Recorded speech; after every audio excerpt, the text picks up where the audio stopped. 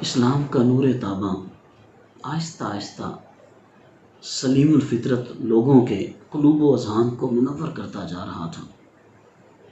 اسلام نے اپنے فطری حسن و جمال سے بڑی بڑی جلیل القدر اور نادرہ روزگار ہستیوں کو اپنا گرویدہ بنا لیا تھا۔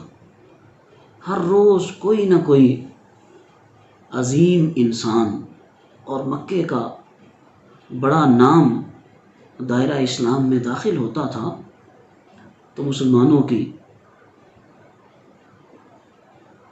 طاقت میں اضافہ ہوتا چلا جاتا تھا، اور جو غریب مسلمان تھے انہیں حوصلہ ملتا تھا۔ ایک روز اللہ کے پیارے محبوب صلی اللہ تعالیٰ علیہ وسلم کوہ صفا کے پاس جلوہ افروز تھے کہ وہاں سے ابو جہل کا گزر ہوا۔ تو اس بدبخت نے رحمت کائنات صلی اللہ علیہ وسلم کو جب اکیلے بیٹھے ہوئے دیکھا تو اس نے سب و شتم شروع کر دیا۔ حلم و وقار کے اس کوہ گراں نے اس کو کوئی جواب نہ دیا، اور اس میں بھی اس بدبخت کو اپنی بے عزتی محسوس ہوئی کہ میں اس قدر بد زبانی کر رہا ہوں اور آگے سے مجھے جواب نہیں مل رہا۔ اس کے ہاتھ میں ایک ڈنڈا تھا، معاذ اللہ اس کے ساتھ اس نے رحمت للعالمین صلی اللہ تعالیٰ علیہ وسلم پر تشدد شروع کر دیا۔ اللہ کے پیارے حبیب صلی اللہ علیہ وسلم اللہ لعان ہو گئے۔ آپ چپ چاپ اٹھے اور اپنے کاشانہ مبارک کی طرف چلے گئے۔ اس واقعے کو کوہ صفا کے قریب عبداللہ بن جدعان کا گھر تھا، اس کی لونڈی نے اپنی آنکھوں سے سارا واقعہ دیکھا تھا۔ اسے برداشت نہ ہوا، اب وہ انتظار کر رہی تھی اللہ اور اس کے رسول کے شعر کا۔ اللہ کے پیارے حبیب صلی اللہ علیہ وسلم ارشاد فرماتے ہیں، اللہ نے میرے چچا حمزہ رضی اللہ تعالیٰ عنہ کا نام شعر رکھا ہے، آسمانوں پہ اس کا نام اللہ اور اللہ کے رسول کا شعر لکھا ہوا ہے۔ عبداللہ بن جدعان کی کنیز جناب سیدنا امیر حمزہ رضی اللہ تعالیٰ عنہ کے آنے کا انتظار کر رہی تھی۔ آپ شکار کے بڑے شوقین تھے، بڑے شجاع تھے، نڈر تھے، اور کمال کی اللہ تبارک و تعالیٰ نے خوبصورتی عطا فرمائی تھی، حسن و جمال کا پیکر تھے۔ خرامہ خرامہ شکار سے واپس تشریف لا رہے ہیں۔ معمول یہ ہوتا تھا کہ جب شکار سے واپس آتے ہی کعبۃ اللہ کا طواف کرتے، پھر کفار مختلف ٹولیوں میں مکے کے سردار اپنی اپنی مجلس لگا کے بیٹھے ہوتے تھے، ہر ایک کی مجلس کے پاس جاتے، ان کو الیک سلیک کرتے، حال احوال دریافت کرتے، کچھ دیر رکتے اور پھر اپنے گھر تشریف لے جاتے۔ تو آج جب واپس آئے، عبداللہ بن جدعان کی کنیز جو پہلے سے منتظر تھی، اور وہ جانتی تھی کہ حضرت امیر حمزہ رضی اللہ تعالیٰ عنہ اللہ کے محبوب کے ساتھ کس قدر والہانہ محبت کرتے ہیں، اور یہ جو محبت کا تعلق تھا یہ سیدنا امیر حمزہ رضی اللہ تعالیٰ عنہ کا اختصاص تھا۔ وہ منتظر تھی کہ وہ تشریف لائیں اور میں ان کو بتاؤں۔ تو جب آپ خرامہ خرامہ تشریف لا رہے تھے تو عبداللہ بن جدعان کی کنیز آپ کو راستے میں روک کر کھڑی ہو گئی، اور اس نے کہا ہے، اے سردار، اے امیر حمزہ، آپ جانتے ہیں کہ آج ابو الحکم نے آپ کے بھتیجے کے ساتھ کیا سلوک کیا ہے؟ پہلے اس نے بد زبانی کی، گالیاں دی، اور اس کے بعد اس نے اپنی لاٹھی سے تشدد شروع کر دیا حتیٰ کہ آپ کے بھتیجے لہو لہان ہو گئے اور یہاں سے چپ چاپ سیدھے اپنے گھر چلے گئے۔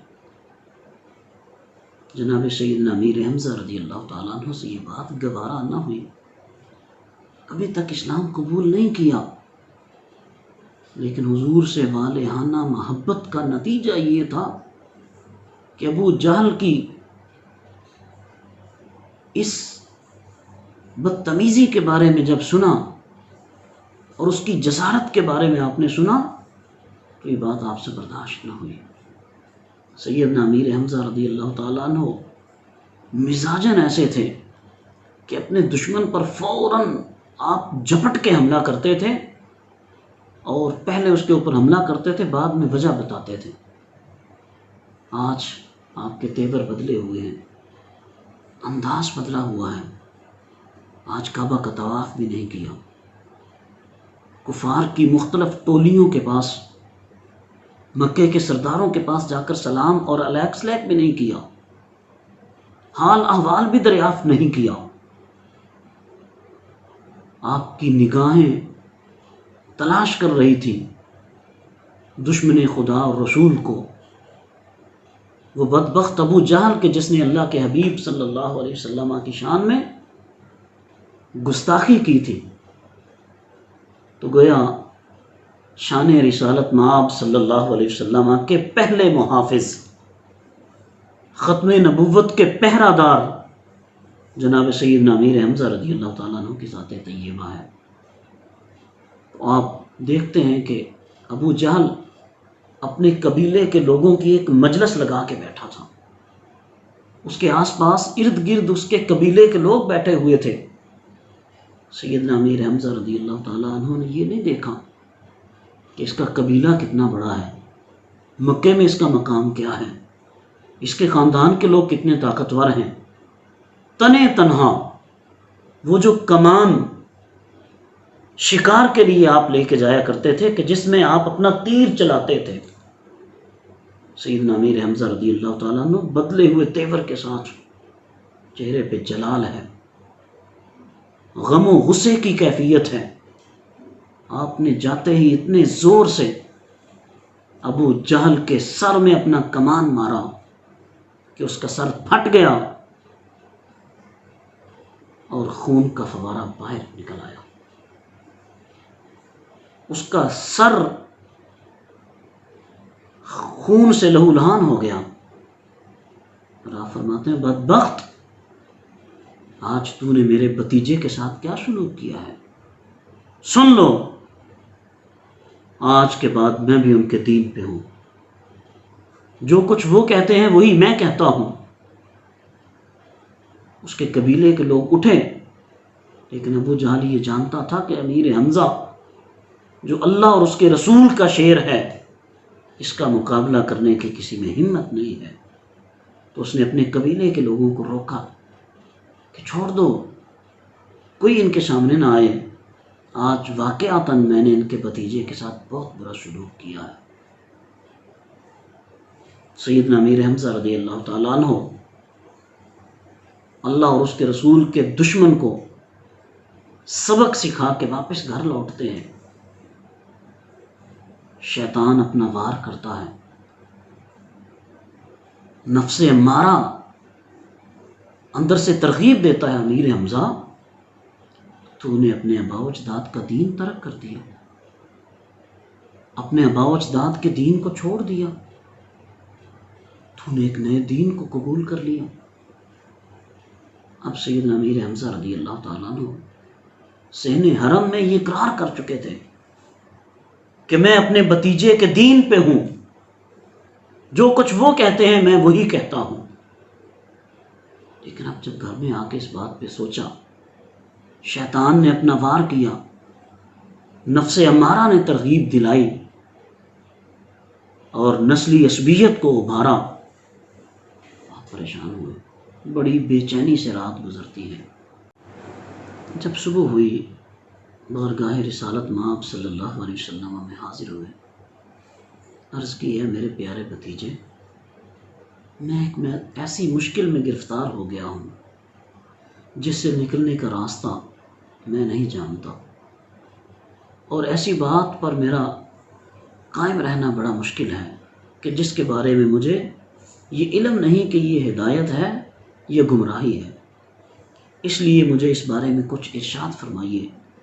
میرے بھتیجے، میری خواہش ہے کہ آپ اس سلسلہ میں گفتگو کریں۔ عقل و دل و نگاہ کے مرشد کامل نے امیر حمزہ کے بے تاب دل کی طلب پہ توجہ فرمائی اور بڑے دل نشین انداز میں اسلام کی صداقت و حقانیت کے بارے میں چند ارشادات فرمائے۔ وَيُزَكِّيهِمْ کی شان والے نبی کی نگاہ التفات کی دیر تھی کہ سارے حجابات اٹھ گئے، ساری ظلمتیں کافور ہو گئیں، شک و شبہات کا غبار چھٹ گیا، دل کی دنیا ایمان سے جگمگ جگمگ کرنے لگی اور عرض کی اشہد انکا لصادقن، میں دل کی گہرائیوں سے گواہی دیتا ہوں کہ آپ اللہ کے سچے نبی ہیں۔ آپ اپنے دین کی ترویج کیجئے، اپنے دین کا اظہار کیجئے، تبلیغ کیجئے، اور میں آپ کے سائے کی طرح آپ کے ساتھ رہوں گا۔ سیدنا امیر حمزہ رضی اللہ تعالیٰ عنہ کی یہ والہانہ محبت اللہ کے پیارے حبیب صلی اللہ علیہ وسلم کے ساتھ کیوں تھی؟ آپ کی کئی نسبتیں ہیں اللہ کے حبیب کے ساتھ۔ ایک تو حقیقی چچا ہے، اور ایک نسبت یہ ہے کہ آپ ہم عمر بھی تھے، 2 یا 4 سال کا عمر کا فرق تھا، اور ایک نسبت یہ ہے کہ آپ دودھ شریک بھائی بھی تھے کہ جس بی بی حضرت ثویبہ کا دودھ سرکار رسالت مآب صلی اللہ علیہ وسلم نے پیا تھا، اسی کا دودھ جناب سیدنا امیر حمزہ رضی اللہ تعالیٰ عنہ نے پیا تھا۔ اور ایک نسبت یہ تھی کہ سیدنا امیر حمزہ رضی اللہ تعالیٰ عنہ حضور صلی اللہ تعالیٰ علیہ وسلم کے خالہ زاد بھائی بھی لگتے ہیں، کہ آپ کی والدہ حضرت حالہ بنت اہیب حضرت سیدہ آمنہ بنت وہب رضی اللہ تعالیٰ عنہ کی چچا زاد بہن تھی۔ ان ساری نسبتوں کے ہوتے ہوئے سیدنا امیر حمزہ رضی اللہ تعالیٰ عنہ نے جس والہانہ انداز میں کریم آقا صلی اللہ علیہ وسلم کے شان اور آپ کے تحفظ پہ، آپ کی ختم نبوت کے تحفظ پہ پہرا دیا ہے، آپ کی پاسبانی کا حق ادا کیا ہے، تو وہ انہی کا اختصاص تھا۔ اللہ تبارک و تعالیٰ جناب سیدنا امیر حمزہ رضی اللہ تعالیٰ عنہ جو اللہ اور اللہ کے رسول کے شعر ہیں، اللہ کریم ان کے درجات میں بلندیاں عطا فرمائے۔ اللہ کریم ان کی سیرت و کردار کو ہم سب کو اپنانے کی ہمت اور توفیق عطا فرمائے۔ آمین ثم آمین۔